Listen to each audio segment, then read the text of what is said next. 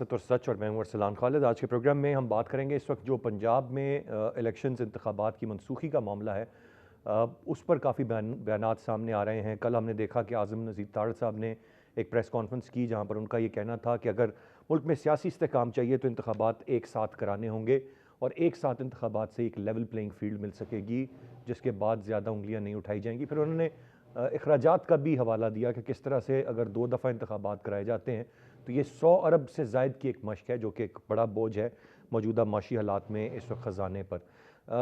पाकिस्तान तहरीक इंसाफ अपने तहफ़्फ़ुज़ात रखती है। उनका ये कहना है कि वो सुप्रीम कोर्ट से रुजू करेंगे इस मामले पर, और यकीनन वो जल्द अज़ जल्द इस मामले को सुप्रीम कोर्ट में लेके जाना चाहेंगे। और इससे पहले भी सुप्रीम कोर्ट के ही कहने पर जो तारीख़ है वो दी गई थी, लेकिन अब 8 अक्टूबर की बात की जा रही है और ये जनरल इलेक्शंस की बात की जा रही है। एक लिहाज से देखा जाए कि मुल्क भर में इंतखाबात एक साथ हों तो ये बात गलत नहीं है, लेकिन फिर जो आइन जिस तरह से बहुत सारी चीज़ों पर बाउंड करता है या बहुत सारी चीज़ें जिनकी इंटरप्रिटेशन ज़रूरी है, या अगर सुप्रीम कोर्ट के कोई अहकामात हैं तो उनकी अपनी जगह पर एक ख़ासी अहमियत है, जिनको इस तरह से तब्दील नहीं किया जा सकता। लेकिन जो जवाज़ इस वक्त अपनाए हैं उनमें जो इलेक्शन कमीशन बात कर रहा है उसको बैक कर रही है इस वक्त की मौजूदा पीडीएम की गवर्नमेंट भी बड़ी हद, और पीडीएम की गवर्नमेंट से बढ़कर अगर मैं कहूँ कि पाकिस्तान मुस्लिम लीग नून ज़्यादा बैक कर रही है तो ये गलत नहीं होगा। फिर नवाज शरीफ साहब के इमरान खान के हवाले से बयानात और इमरान खान साहब के नवाज शरीफ साहब के हवाले से बयानात ये भी सामने आ रहे हैं। दूसरी जानिब इमरान खान की जो पेशियाँ हैं और जो उनकी ज़मानतें हैं उनका सिलसिला अपनी जगह पर जारी है। वो अदालतों में पेश नहीं हो रहे थे सिक्योरिटी थ्रेट की वजह से, लेकिन वो 25 तारीख को मीनार पाकिस्तान पर जलसा करने जा रहे हैं, जिसके हवाले से उन्होंने पूरी कौम को कहा है कि ये एक मुश्किल वक्त है, सब बाहर निकलें और एक बहुत बड़ा जलसा शायद वो करने की तवक्को रखते हैं। ये वही मीनार पाकिस्तान का मुकाम होगा जहाँ से उनके उस सियासी कैरियर में एक नया टर्न आया था जब उन्होंने 2011 में एक बड़ा कामयाब जलसा किया था।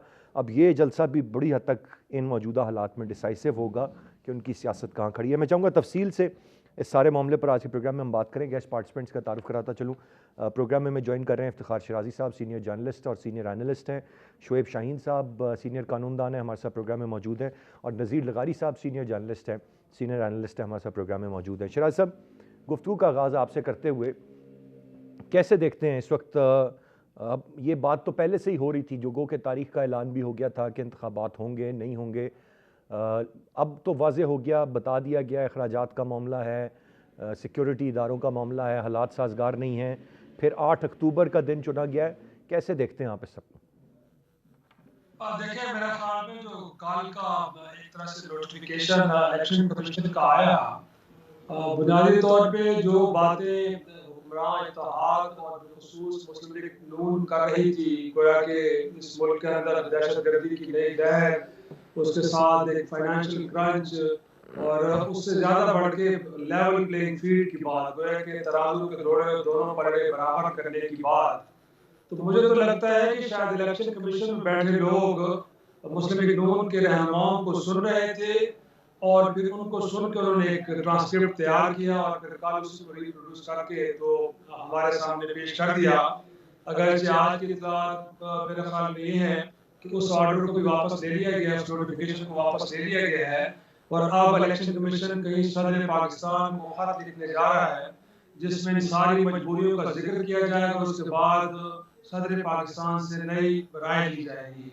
लेकिन इस दौरान जो खत या जो कल नोटिफिकेशन हमने देखा है असलान, जी। मैं समझता हूँ कि इलेक्शन को अवॉइड करने के लिए जो आपने हीले बहाने तराशे हैं वो अपनी जगह पे, लेकिन दुनिया के इस 5वें बड़े मुल्क ने आलमी सतह पर भी अपनी जगह हसाई कराई है। गोया कि आपने उसमें IMF का जिक्र भी कर दिया और आपने दुनिया को ये बता दिया कि पाकिस्तान में अगर आइन के ऊपर अमल दरामद के हवाले से IMF की अप्रूवल नहीं होगी तो हम आइन को भी थोड़ी देर के लिए सस्पेंड कर देंगे और इसमें कोई हर्ज नहीं होगी क्योंकि हमें एक इशारे 2 अरब डॉलर का जो किस्त चाहिए IMF से, और IMF इतना ताकतवर हो गया है कि वो पाकिस्तान में आइन को मुअत्तल करने की ताकत भी रखता है।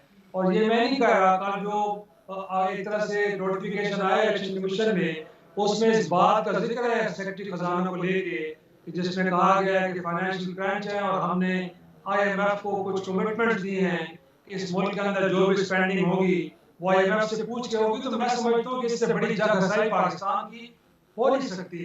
अब रह गया मामला ये कि आइन के अंदर बड़ी वजाहत से ये कह दिया गया है कि असेंबली जब तहलील हो जाए, अब उसमें ये नहीं कहा गया कि 2 सूबों में, 1 सूबों में या चारों सूबों में और कौमी असेंबली एक साथ तहलील होगी, तो उसके बाद 90 रोज में इलेक्शन होंगे।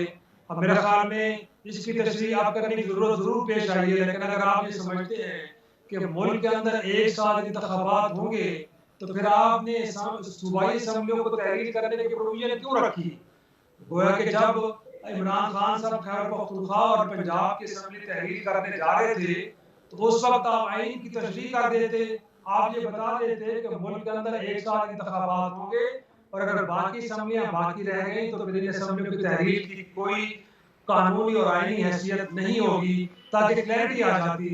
लेकिन अब आपको लगता है कि क्योंकि आपने एक सियासी फायदा हासिल कर लिया है, जी। गोया कि इमरान खान साहब को आपने इक़्तिदार से बाहर कर दिया है और उसके बाद आप शायद इस सियासी निज़ाम से भी उनको बाहर करना चाह रहे हैं।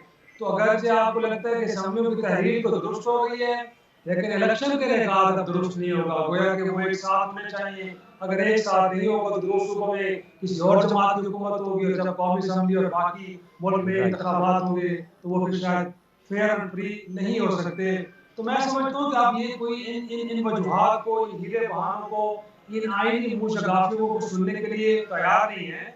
और अब उससे बढ़कर सवाल तो ये पैदा हो गया है कि कम से कम हम ये तो कह सकते हैं कि मुल्क के अंदर कहीं भी जो निगरान सेटअप है उसकी उम्र तो 3 माह है। गोया कि उसको तो 3 माह से आप आगे नहीं बढ़ा सकते। तो मैं आजम नजीर तारड़ साहब से बड़े एहतराम के साथ पूछना चाह रहा हूँ कि अगर आप अक्टूबर में जाके इलेक्शन कराना भी चाहते हैं 2 सूबों में, जी। तो मुझे बताइएगा जो निगरान सेटअप आपने कायम किया है, इसकी उम्र को आगे बढ़ाने के लिए आप क्या करेंगे? किस आइन का, किस कानून का सहारा लेंगे? क्योंकि इस मामले में तो आइन मुकम्मल तौर पे खामोश है और वो ये कहता है कि किसी भी निगरान सेटअप की उम्र 3 माह से आगे नहीं हो सकती और साथ में उसको सिर्फ डे टू डे अफेयर्स चलाने का इख्तियार है। इससे बड़े राइट किसी सिराज साहब, असम्बली को आपका पॉइंट फैसले आ नहीं ले गया। सकता। ये बातें अपनी जगह पर बिल्कुल दुरुस्त हैं, लेकिन बहरहाल ये एक क्वेश्चन मार्क बन गया एक मामला। शोएब शाहीन साहब, आपकी क्या कानूनी राय क्या होगी इस सारे मामले पर? क्योंकि सुप्रीम कोर्ट के अहकामात थे, उसके बाद तारीख दी गई, अब कहाँ खड़ा है सुप्रीम कोर्ट का वो ऑर्डर जो कि पास ऑन हुआ था, और फिर अब अगर पाकिस्तान तहरीक इंसाफ दोबारा सुप्रीम कोर्ट में जाती है तो आप समझते हैं कि कोई मज़ीद तब्दीली की हम तवक्को कर सकते हैं? देखिए, पहली बात तो ये है कि सुप्रीम कोर्ट के ऑर्डर को दूसरी पार्टी ने चैलेंज भी नहीं किया, ना उसमें रिव्यू फाइल किया, meaning there by that has attained finality. अब उसके अंदर वो एग्जीक्यूट भी हो गया, इम्प्लीमेंट हो गया। उसने दोनों को डायरेक्शन दी थी प्रेसिडेंट ऑफ पाकिस्तान को, जो उनका बल्कि ऑर्डर जो पहला वाला था 9 अप्रैल वाला, उसको वैलिड डिक्लेयर करते हुए इलेक्शन कमीशन की रिक्वेस्ट को माना था कि 54 डेज चाहिए उनको अंडर सेक्शन 57 सब सेक्शन 2 के तहत इलेक्शन शेड्यूल में जो टाइम फ्रेम दिया जाता है। लेकिन उसको सेक्शन 58 के तहत उस टाइम शेड्यूल को, यानी जो डेट देगा वो प्रेसिडेंट देगा, लेकिन जो बाकी है कि नॉमिनेशन फॉर्म जमा कराना, ऑब्जेक्शन कब आने, अपीलें कब होनी है, उसको section 58 of the election act 2017 के तहत चेंज भी किया जा सकता है। सुप्रीम कोर्ट ने ये कहा था। अब अगर डेट्स देने के बाद अब जो इन्होंने चेंज किया है वो अलग बात है कि गवर्नर केपी के खिलाफ पहले भी ऑब्जर्वेशन दे दिया है पैराग्राफ 13 में कि उसने ब्रीच ऑफ कॉन्स्टिट्यूशन की है। अब उसने भी डेट दे के वापस ले ली, और ये जो डेट है उसको इलेक्शन कमीशन यूनिलेटरली सस्पेंड नहीं कर सकता, सेटिसाइड नहीं कर सकता, उसके पास ये अख्तियार ही नहीं है। क्योंकि डेट देने का अख्तियार सिर्फ प्रेसिडेंट ऑफ पाकिस्तान के पास है, और प्रेसिडेंट ऑफ पाकिस्तान ने अपनी पावर्स एक्सरसाइज करके खत्म कर दी हैं। He has also become functus officio, वो भी उसको चेंज नहीं कर सकता। तो मैं समझता हूँ कि ये ना सिर्फ तौहीन अदालत है बल्कि आइन को मुअत्तल करने के मुतरादिफ है। ये आइन की मुअत्तली के मुतरादिफ है कि आप एक सेटअप बनाएं कि 90 डेज के लिए और इलेक्शन असम्बलियाँ डिसॉल्व हो जाएं और नए इलेक्शन की तारीख दे दें, और वो भी जो उसमें लिखा है कि बियरेस्ट मिनिमम पॉसिबल टाइम, अगर कोई डेविएशन हो सकती है तो वो कर लें। लेकिन वो भी एग्जेम्पशन दी थी कोर्ट ने, और अज खुद किसी को अख्तियार नहीं है कि 90 डेज से आगे जा सके आर्टिकल 224 के तहत, सब आर्टिकल 2 के तहत। मेरा ख्याल है कि अब इसमें ये बात भी वजन रखती है कि 90 डेज के लिए जब इंटरम सेटअप है सिर्फ डे टू डे अफेयर्स के लिए, ये कोई इवन पॉलिसी डिसीजन भी नहीं कर सकता, इवन प्रमोशन ट्रांसफर भी नहीं कर सकता उसको, तो ये भी अख्तियार नहीं है। तो अगर हमने जो आइन का तकाजा है कि तमाम फंक्शंस एग्जीक्यूटिव के चोजन रिप्रेजेंटेटिव के जरिए होंगे, तो चोजन रिप्रेजेंटेटिव तो इलेक्शन के जरिए आएंगे ना। लेकिन ये इनका जो अमल है, इसको तो फिर देखिए ना, 6 महीने के लिए अभी, यानी 9 महीने बाद मुझे अगर मुझे ये इलेक्शन कराने बताइएगा हैं। शुएब शाहीन साहब कि अगर ये तौहीन अदालत बने तो ये तौहीन अदालत किस पर लगेगी? ये पूरे इलेक्शन कमीशन पर लगेगी या जो साथ इस वक्त हुकूमत है जिनकी मुशावरत से ये बात हो रही है, किस किस को आप इसके कटहरे में लेके आएंगे? ये भी शायद पहली दफ़ा होगा, तो इसका कोई माजी में तो मिसाल नहीं है, किस तरह से हो? देखिए, पहली बात तो एक बात मैं करके फिर आगे जाऊँगा कि किस-किस पे ये तौहीन अदालत लग सकता है। पहली बात तो ये है कि ये 8 अक्टूबर की भी क्या गारंटी है कि ये इलेक्शन होंगे। कल नेशनल असेंबली का वो टाइम एक्सटेंड कर देते हैं, किसी भी वजह से, कोई इमरजेंसी लगा लेते हैं। 8 अक्टूबर की बजाय 8 अक्टूबर 2025 तक ले जाते हैं, 24 तक ले जाते हैं, क्या गारंटी है इनकी? जब 9 महीने का डिले हो सकता है, तो आप 9 साल का डिले भी कर लें, फिर 11 साल का डिले भी कर लें, फिर ज़िया-उल हक के मार्शल लॉ और मुशर्रफ के मार्शल लॉ और आज के सिविलियन मार्शल लॉ में क्या फ़र्क रह गया है? जहाँ तक इस बात का ताल्लुक है कि किसके खिलाफ कंटेम्प्ट ऑफ कोर्ट प्रोसीडिंग्स हो सकती हैं, ज़ाहिर है सबसे पहली तो कंटेम्प्ट होगी इलेक्शन कमीशन और उसके तमाम मेंबरान के खिलाफ, जिन्होंने ये फैसला किया है, सुप्रीम कोर्ट के फैसले को मुअत्तल किया है एक लिहाज से। और दूसरा कंटेम्प्ट लगेगी उन तमाम इदारों के ऊपर, क्योंकि आगे से पैराग्राफ 15 में सुप्रीम कोर्ट ने डायरेक्शन दे दी थी और आर्टिकल 220 का इतलाक करके उसका रेफरेंस भी दे दिया, उसको रिप्रोड्यूस भी कर दिया कि तमाम एग्जीक्यूटिव इदारे पाबंद हैं फैसिलिटेट करने के to the election commission for the purpose of holding free and fair elections. तो लिहाजा उसमें उन तमाम इदारों को, जिसमें फेडरल गवर्नमेंट है, जिसमें इंटरम सेटअप है, तमाम इंस्टीट्यूशन है, उनको पाबंद कर दिया।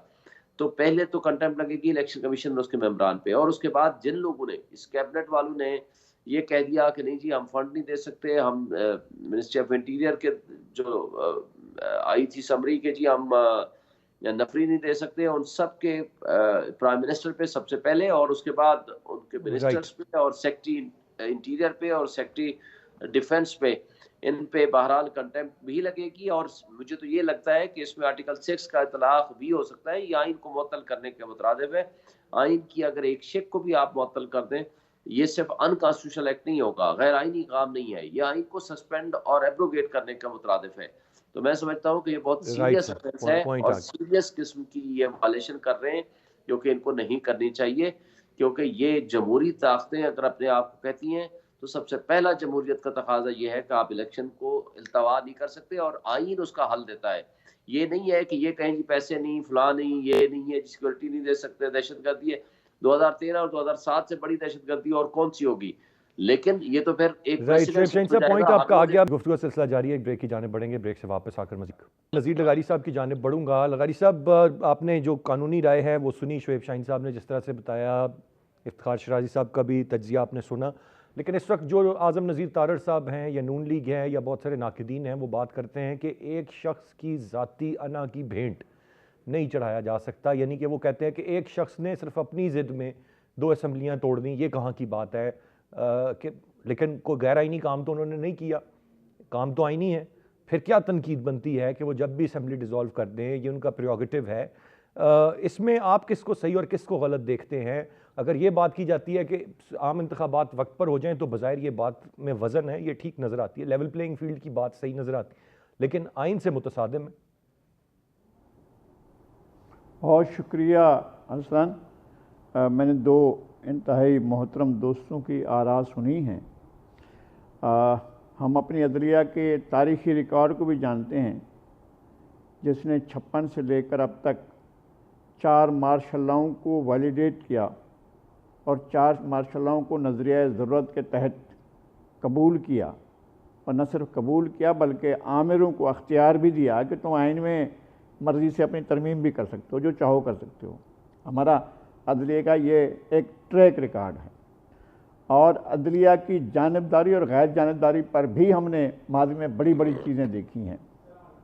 हमने जस्टिस मुनीर को देखा था, आपको शायद मैं याद दिलाता हूँ, शिराजी साहब को भी और शुएब शाहीन साहब को भी। एक लाहौर हाई कोर्ट के चीफ जस्टिस थे, नाम था उनका जस्टिस मुनीर। वो सुप्रीम कोर्ट के जज नहीं थे, सुप्रीम कोर्ट के जज और थे। सुप्रीम कोर्ट के जजों को छोड़कर लाहौर हाई कोर्ट के चीफ जस्टिस को बराह रास्त सुप्रीम कोर्ट का चीफ जस्टिस बना दिया गया था, क्योंकि मौलवी तमीज़ुद्दीन जो हैं वो अपनी असम्बली के टूटने को चैलेंज कर चुके थे। और सुप्रीम कोर्ट के चीफ जस्टिस बनने के बाद जस्टिस मुनीर ने नजरिया ज़रूरत के तहत उस अमल को, असम्बली के तोड़ने के अमल को उन्होंने मान लिया था और फिर इस मनसब से रिटायरमेंट के बाद, चीफ जस्टिस सुप्रीम कोर्ट के मनसब से रिटायर होने के बाद, पाकिस्तान के मार्शल्ला में पाकिस्तान के मरकजी वजीर कानून बना दिए गए। ये एक चैप्टर है जो हम क्लोज कर रहे हैं। अब आगे चलते हैं।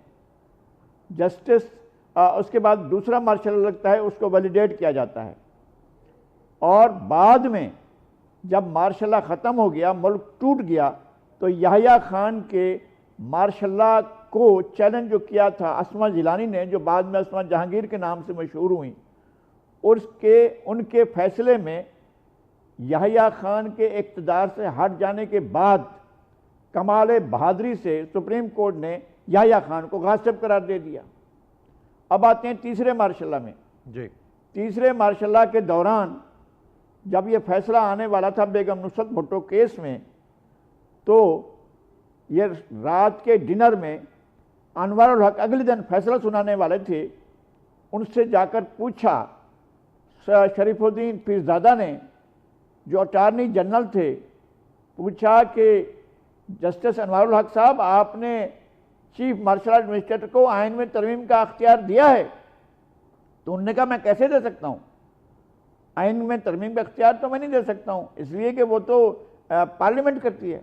उन्होंने कहा अगर आप नहीं देते तो फिर कल ऑफिस ना आइएगा, आप चीफ जस्टिस नहीं रहेंगे, क्योंकि हमने जस्टिस आपसे पहले जस्टिस याकूब को हटाकर आपको चीफ जस्टिस बनाया है, तो फिर हमें वापस याकूब को ले जाना पड़ेगा, तो फिर आप जो फैसला करना है कर जाए, कल ना आइएगा। तो उन्होंने डिनर नहीं किया, छोड़कर वहीं से चले गए और जाकर अपने कलम से आइन को अमेंड, उसको फैसले को अमेंड किया और हाथ से लिख दिया कि उन्होंने हाथ से लिखा कि मार्शल्ला CMLA को आइन में तरमीम का अख्तियार भी दे रहा हूं। ये था तीसरे मार्शल्ला। ये तो चौथे मार्शल्ला में ये तो सर जो जनरल मुशर्रफ ने लगाया, उसमें बशमूल इफ्तिखार चौधरी सारे जज साहबान ने जो उस बेंच में थे, परवेज मुशर्रफ को अख्तियार दिया कि आप आइन में तरमीम कर सकते हैं। तो ये एक ट्रैक रिकॉर्ड है इस सुप्रीम कोर्ट का। अब मैं आता हूं इस कल वाले फैसले के ऊपर। कल वाले फैसले से थोड़ा सा पहले बैकग्राउंड में चलते हैं। बैकग्राउंड यह है कि 12 जनवरी को चौधरी परवेज इलाही ने एतमाद का वोट लिया और 12 जनवरी को ही उन्होंने असम्बली तोड़ने का ऐलान कर दिया और एडवाइस भेज दी। तो गवर्नर ने कहा कि मैं एडवाइस को नहीं मानता, उन्होंने उस पर तवज्जो नहीं दी। तो 14 जनवरी को खुद ब खुद असम्बली टूट गई और उसकी कोई तारीख नहीं दी गई इलेक्शन की। गवर्नर इलेक्शन कमीशन को कहते रहे, इलेक्शन कमीशन गवर्नर की तरफ इशारा करते रहे, लेकिन तारीख किसी ने नहीं दी। यक्कों मार्च को सो मोटो लिया गया, जो चीफ जस्टिस ने लिया, और इसके ऊपर समाअत शुरू हुई। जो फैसला आया 3-2 के इख्तलाफ से, वो ये था कि आइन जो इलेक्शन है वो 90 दिन के अंदर ही कराए जाएंगे। लगारी साहब, ये तो और फिर फैसला करके हवाले कर दिया गया कि जनाब ताज़ा करवा दी हैं। अब जरा मुझे इस पे राय फरमा देना कि आप समझते हैं कि मैं इधर आ रहा हूं। जी जी, मेरी बात पूरी हो गई है। मैं सिर्फ ये एक अर्ज कर रहा हूं, अगर आप चाहें तो मैं बयान कर दूं। जी जी, प्लीज प्लीज। मैं बस ये अर्ज कर रहा हूं कि अब जब फैसला आया है तो उसके हिसाब से 90 दिन कब बनते हैं? 90 दिन बनते हैं 14 अप्रैल को। ये जब बाकी 16 दिन इलेक्शन को ऐसे आगे ले जाया गया, तो इस पर सदर ममलिकत खामोश, इस पर सुप्रीम कोर्ट खामोश, इस पर इमरान खान खामोश, और इस पर सारे फरीक खामोश, उधर भी खामोश इधर भी खामोश, और कहा कि 30 अप्रैल को होंगे। सब राजी। जब 16 दिन आपने मान लिए हैं तो फिर 16 महीने भी माने आप।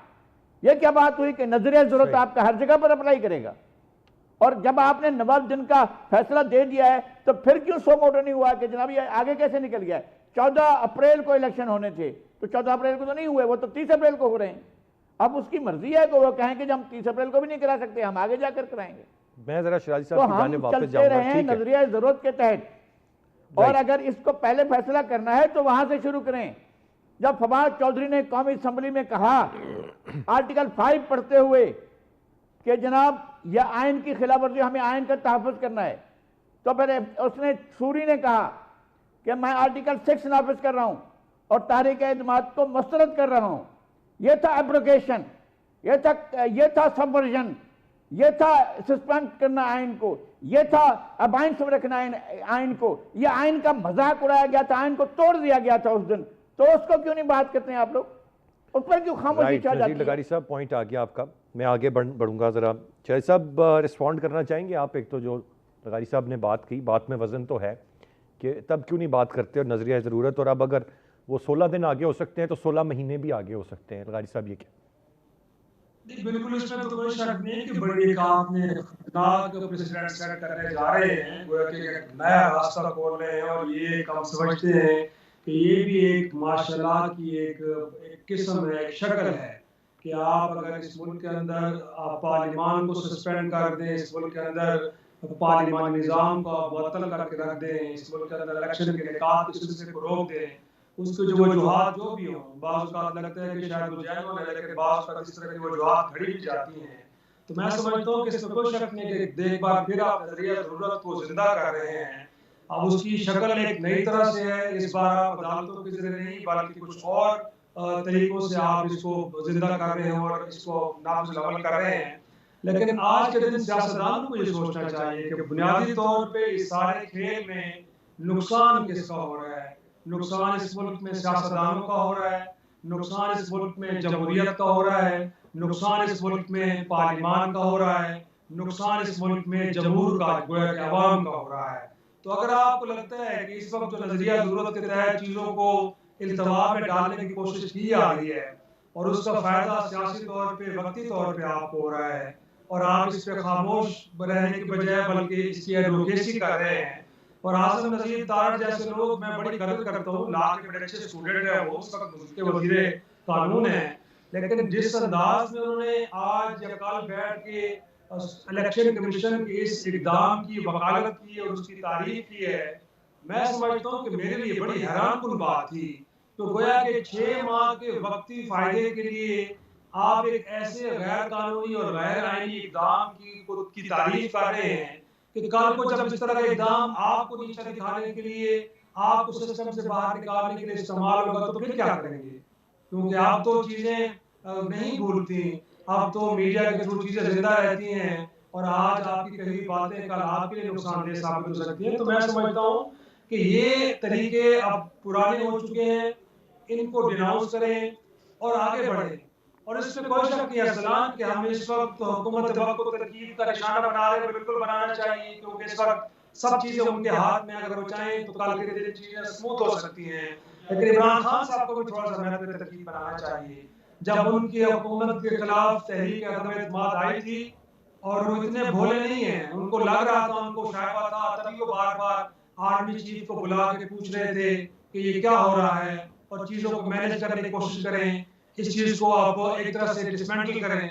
तो अगर नहीं हो पा रही तो उनको समझना चाहिए था कि इस खेल के नतीजे में क्या होने जा रहा है। तो उनके पास एक बड़ा मुनासिब वक्त था कि एक ऐसी पार्लियामान जिसके ऊपर डे फर्स्ट से तनकीद हो रही थी कि शायद वो एक ऐसी पार्लियामान है कि जिसको मैनेज करके लाया गया है। लोग कहते थे कि 2018 का इलेक्शन शायद मुल्क की तारीख के फ्रॉड के इलेक्शन है।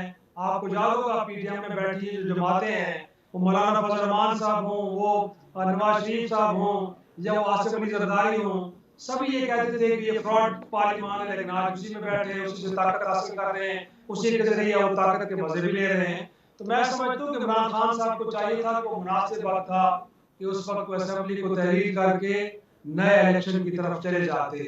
आज उनके खिलाफ 145 केस बन चुके हैं, उनकी जो आज़ादी है वो सल्ब हो चुकी हैं, उनके सैकड़ों कारकुनों को पाबंद सलासिल किया जा चुका है। शाहिद साहब, ये जो एक मामला जो चल रहा है लॉबिंग फर्म का, शराज साहब, ये जो लॉबिंग फर्म का मामला चल रहा है, इस पे क्या कमेंट करेंगे? ख्वाजा आसिफ साहब ने भी बड़ा कुछ कहा, बाकी भी बयानात दे रहे हैं, कौल और फेल में तजाद की बात है, और कौल और फेल तो हमें मुख्तलिफ नज़र आया है माजी में कई मौक़ों पर इमरान खान साहब का। नहीं, इसमें कोई शक नहीं है। अब उनके बारे में तो हमेशा ये भी कहा जाता था कि जब वो मुख्तलिफ मामला पे यू टर्न लिया करते थे, तो वो अपने मुतालिक यही कहते थे कि जी यू टर्न तो होते लेने के लिए हैं, और कौन से सियासतदान है कुछ मामला फहम नहीं हो तो सिचुएशन के अकॉर्डिंगली फैसले नहीं करता। मैं समझता हूँ कि इमरान खान साहब को इस वक्त जो क्राइसिस है उससे आइसोलेट करके आप डिस्कस डिबेट करेंगे ना, तो आपको हजारों खामियां नजर आएंगी उनमें। लेकिन हम तो समझते हैं ना कि उनको पहली बार हुकूमत मिली है, और उसके मुकाबले में मौलाना फजल रहमान साहब हों या आसिफ अली जरदारी हों या मियां नवाज शरीफ शहबाज शरीफ हों, जो इस सिस्टम का काफी देर तक हिस्सा रहे हैं और इस सिस्टम की बारीकियां पेचीदगियों को समझते हैं, तो मेरा ख्याल में इस वक्त वो हुकूमत में बैठे हैं। गोया कि जो ट्रबल शूटिंग का काम है वो हुकूमत के वक्त में करना है। तो लिहाजा इसीलिए इस वक्त जो इमरान खान साहब की खामियां हैं, उनकी सियासत के अंदर जो हमें बुराई है वो इसलिए नजर नहीं आ रही क्योंकि जो हुकूमत के वक्त है शायद उनसे भी 10 कदम आगे बढ़ के वो खराबियां और गलत फैसले कर रही है। तो अगर आज हुकूमत को बेहतर अंदाज में चीजों को सेटल करने की कोशिश कर रही होती तो शायद हम इमरान खान साहब पर तनकीद बना रहे होते, लेकिन अब उनसे भी ज्यादा चाइल्डिश किस्म के बिहेवियर रवैये अगर हुकूमत के वक्त के होंगे और सोच ये होगी कि हमने इक़्तिदार को बचाना है और इमरान खान साहब का रास्ता रोकना है, उसके लिए शायद पाकिस्तान की मैशत तबाह हो जाए, शायद इस मुल्क के अंदर हालात और ज्यादा रफ्तार हो जाए, इस मुल्क के अंदर खुदा न खास्ता कोई सिविल अनरेस्ट पैदा हो जाए। जो कुछ भी हो जाए हमने इमरान खान साहब को निजाम से बाहर उठा के फेंकना है। तो मेरा ख्याल में इस वक्त हमें फिर हुकूमत वक्त को हद पे तनकीद बनाना चाहिए उससे जुड़े इदारों को। तो मैं समझता हूँ इस वक्त जो हालात का तकाज़ा है वो तो यही है कि आप एंगेज करें। आप कह रहे हैं जरूर, लेकिन अभी तक हमें अमलन नजर नहीं आ रहा कि हुकूमत वक्त अगर उसको हालात की संगीनी का इल्म भी है तो फिर कैसा जिसके बारे में वो कहते हैं कि शायद इस मुल्क के लिए सबसे बड़ी मुसीबत है, तो मुसीबत को एंगेज करके दूर करें, रादर ये कि आप उसके रास्ते में रुकावटें पैदा करके उल्टे सीधे काम करके आप सिचुएशन को और ज्यादा गंभीर बनाने की कोशिश करें। राइट, ऐसा पॉइंट आ गया। गुफ्तगू का सिलसिला जारी है, एक ब्रेक की जाने बढ़ेंगे, ब्रेक से वापस आकर वेलकम बैक। शेब शाहीन साहब, दो तीन चीज़ें हैं। एक तो नवाज शरीफ साहब का स्टेटमेंट इमरान खान साहब से बड़ा दहशतगर्द और फ्रॉडिया नहीं देखा। पेट्रोल बम उन्होंने पुलिस वालों पर फेंके क्योंकि इनके लोग जलाना चाहते थे, इन्होंने कहाँ से पेट्रोल बम बनाने सीखे। कल बड़ी तनकीद की है नवाज शरीफ साहब ने। फिर ख्वाजा आसिफ साहब हों या शेरी रहमान साहिबा हों, वो कुछ डॉक्यूमेंट्स जो फ्लोट कर रहे थे कि एक लॉबिंग फर्म अमेरिका में मज़ीद लॉबिंग के लिए इन्होंने हायर की है, उस पर भी तनकीद का निशाना बनाया कि पहले अमरीकी साजिश और अब वहीं पर लॉबिंग करना चाहते हैं। On the other hand Imran Khan साहब फरमाते हैं कि नवाज शरीफ की सिलेक्शन में सियासी मौत होने वाली है। इस सारे सिनेरियो को कैसे देखते हैं आप? खान साहब को लॉबिंग फर्म अमेरिका में क्यों ज़रूरत पड़ी? वो तो अमरीकी ग़ुलामी उनके लिए तो कबूल ही नहीं थी, वो तो कुछ खातिर में ही नहीं लाते थे अमेरिका को। फिर वो कहने लगे कि नहीं हम अमेरिका से ताल्लुकात के ख्वाह हैं। फिर उनका स्टांस बदलता गया और आज बिल्कुल एक मुख्तलिफ सिनेरियो है इस वक्त इमरान खान साहब का। देखिए, दो अलग अलग चीज़ें मेरा ख्याल है हम डिस्कस कर रहे हैं। हम आज के इलेक्शन कमीशन के फैसले को टोटल पीडीएम की जो हुकूमत या उनके जो नाक़दीन हैं, जो इमरान खान के नाक़दीन हैं, वो सिर्फ और सिर्फ ये सोच रहे हैं कि इलेक्शन का मतलब है इमरान खान की 2/3 या 3/4 मेजॉरिटी इलेक्शन में हासिल करना। बात यह है कि ये जमहूर के फैसले होने हैं, जमहूरियत के मुताबिक फैसले होने हैं, अवाम के फैसले होने हैं। अवाम जिसको इलेक्ट करेगी उसको इक़्तिदार मिलेगा, खा वो सूबाई हो, खा वो नेशनल असम्बली का हो। अब ये नेशनल असम्बली के ये पीडीएम के तमाम लीडरों ने या इत्तेहादी जमातों ने, सब ने एक एक ने कहा कि आप दोनों असम्बलियाँ तोड़ दो और नेशनल असम्बली का इलेक्शन अगले ही दिन हमसे ले लो। तो पब्लिक में, और झूठ ऐसे बोलते हैं कि पब्लिक में खड़े होके लोगों का एतमाद आपकी स्टेटमेंट के ऊपर क्या होगा कि आज एक बार बयान दे रहे हैं और अगले दिन आप मुकर जाते हैं। उसके फौरन बाद इन्होंने क्या कहा कि जनाब इमरान खान ने जब यहाँ नवंबर में तकरीर की, कहा कि जी मैं अगले महीने असम्बलियाँ तोड़ दूंगा, आपने मेरे साथ बैठना है तो बात कर लें। नहीं बैठे इन्होंने, बल्कि ये कहा कि हम तो अपनी असम्बली नहीं तोड़ेंगे, आपने असम्बलियाँ तोड़नी है तो हम अगले दिन इलेक्शन ले लेंगे, हम अदम एतमाद भी नहीं करेंगे। फिर इनका अदम एतमाद आया, फिर डिले हुआ, फिर फाइनली एतमाद का वोट लेने के बाद असम्बलियाँ टूट गई।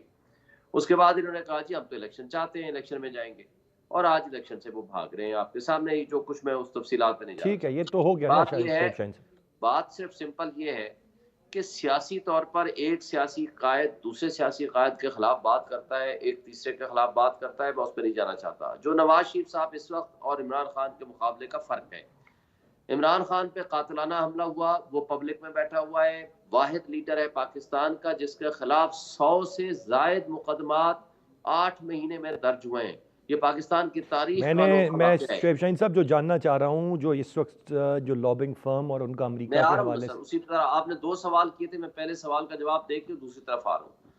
पहले सवाल का जवाब ये है कि एक शख्स के खिलाफ जो नवाज शरीफ साहब कह रहे हैं कि पब्लिक में वो खड़ा है, पब्लिक में वो गया है, पब्लिक उसके ऊपर ट्रस्ट कर रही है, मेजॉरिटी आज 75% या 80% पब्लिक उसके साथ खड़ी है, वो ऐसे नहीं खड़ी हुई।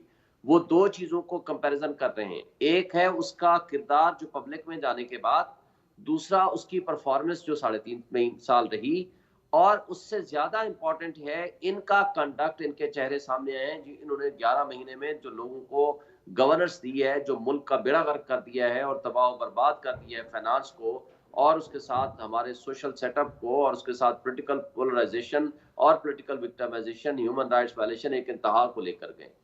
और उसके मुकाबले में नवाज शरीफ साहब कन्विक्टेड हैं, वो एब्सकॉन्डर हैं, वो 6 हफ्ते या 8 हफ्ते का टाइम यहाँ से लेकर गए थे। आज वो 4 साल होने के बावजूद वो पाकिस्तान में वापस नहीं आ रहे।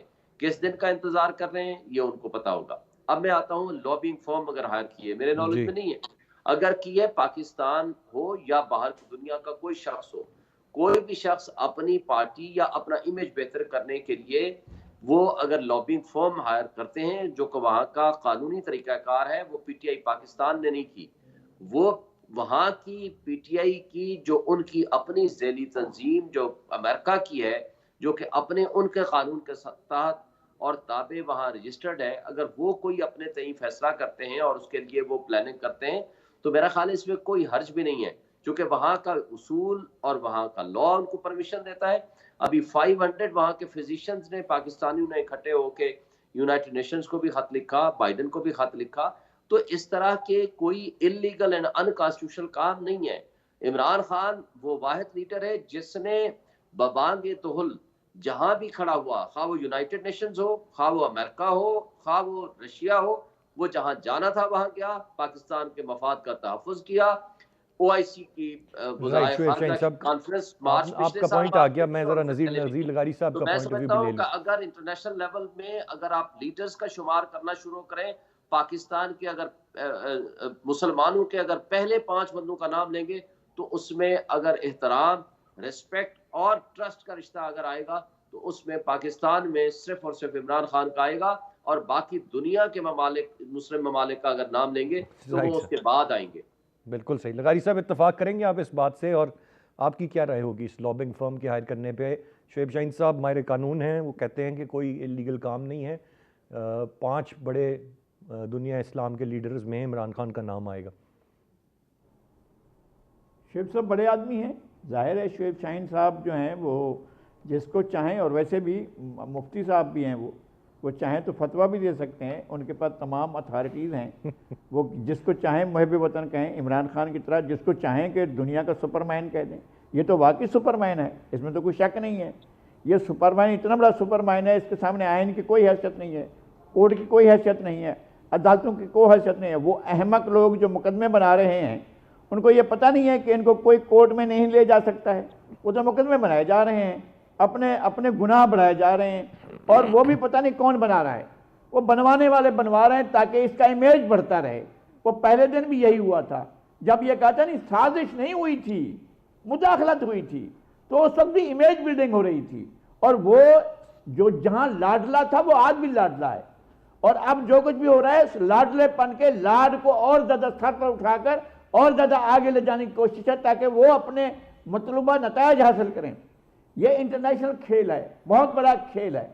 हमारे लिए सबसे मुकद्दम इस मुल्क का जोग्राफिया है, जो वाखान से शुरू होकर तुफ्तान और जीवनी तक है। हम एक एक इंच के लिए समझते हैं कि यह हमारे लिए मुकद्दस है। अब इमरान खान खुद बता चुके हैं कि इसको खतरा है, और ये भी बता चुके हैं अमेरिका से खतरा है।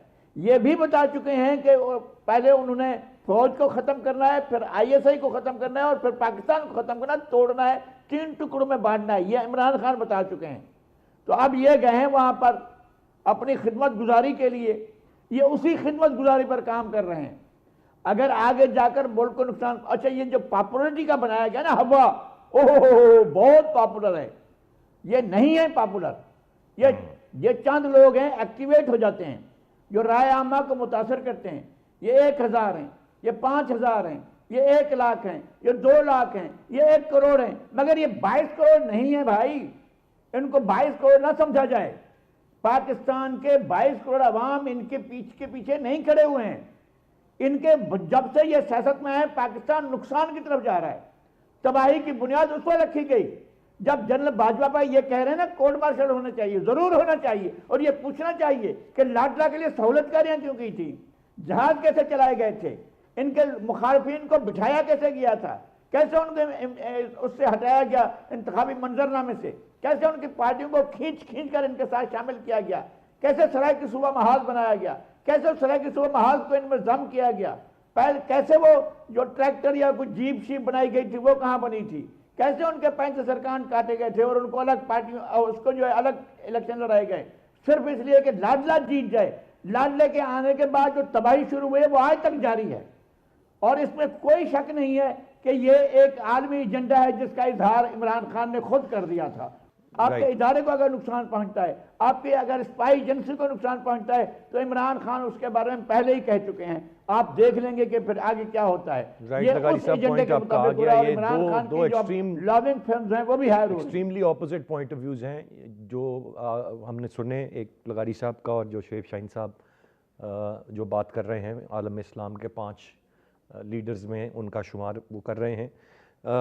मुख्तलिफ राय हो सकती है। As a matter of fact इस वक्त जो सियासी बहरान है वो मज़ीद शदीद से शदीद तर होता जा रहा है। उम्मीद करते हैं कि ये सिलसिला कहीं थमे और इस्तेहकाम मुल्क में हमें देखने को मिले। आज के प्रोग्राम से इतने। अरसलान खालिद को इजाज़त दीजिए।